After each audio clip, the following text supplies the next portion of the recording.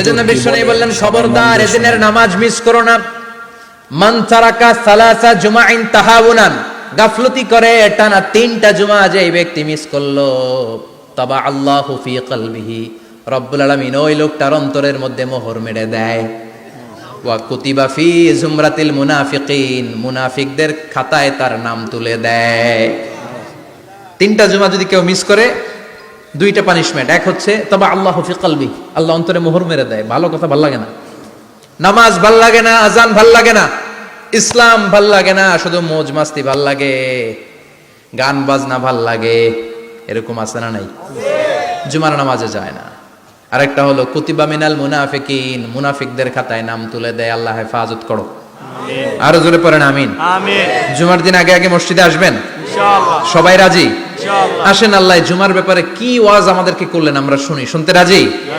আল্লাহ বললেন ইয়া আইয়ুহাল্লাযীনা আমানু ইযা নুদিয়া লিস-সালাতি মিন ইয়াউমিল জুমআতি ফাসআউ ইলা যিকরিল্লাহি ওয়া যারুল বাই', যালিকুম খায়রুল লাকুম ইন কুনতুম তা'লামুন। পড়েন না আল্লাহু আকবার।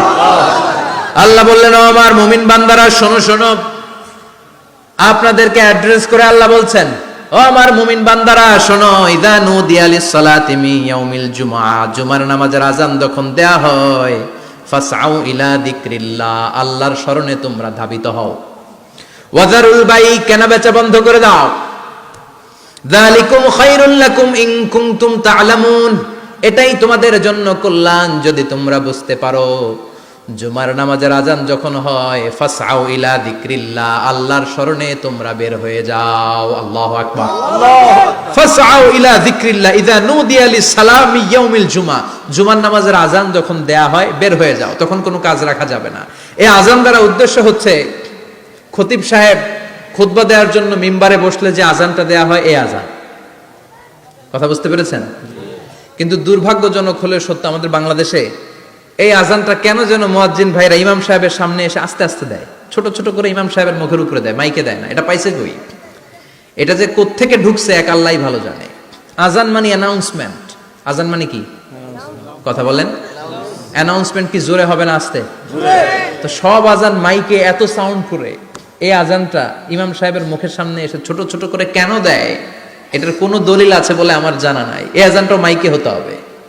আমি পৃথিবীর যত দেশ ঘুরেছি, অনেক বড় বড় মসজিদে আমি জুমার সালাত করেছি, সব জায়গায় মক্কাতুল মুকাররমা সহ মসজিদে নববী সহ সব জায়গায় খতিব সাহেব জুমার মিম্বারে বসার পরে যে আজানটা দেয়া হয়, এটাও অন্যান্য আজানের মতো মাইকে দেয়া হয়। আল্লাহ বললেন ইযা নুদিয়া লিস-সালামি ইয়াউমিল জুমআ, জুমার দিনে আজান যখন দেয়া হয়, এই আজান দ্বারা উদ্দেশ্য হচ্ছে খতিব বসলে যে আজান 12:30 12:15 দিকে যে আজান, এই আজান উদ্দেশ্য নয়। বিশ্বনবীর সময়ে এই 12:30 12:15 দিকে যে আজান ছিল, এটা ছিল না। বিশ্বনবীর সময়ে ছিল না, আবু বকরের সময়ে ছিল না, সাইয়েদনা ওমর ফারুকের সময়ে ছিল না। এটা চালু হয়েছে সাইয়েদনা উসমান যুন্নুরাইনের সময়। তখন মদিনাতে মানুষের সংখ্যা অনেক বেড়ে গিয়েছে, লোকজন আর জায়গা হয় না, মুসল্লিতে ঠাসাঠাসি।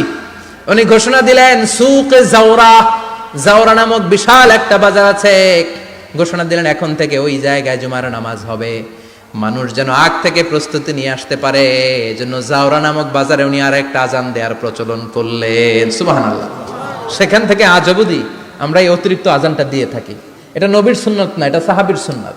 বিশ্বনবীর সুন্নাহ মেনে নেওয়া যেমনি আবশ্যক, 4 খলিফার থেকে পাওয়া সুন্নাতগুলো মেনে নেওয়া আবশ্যক।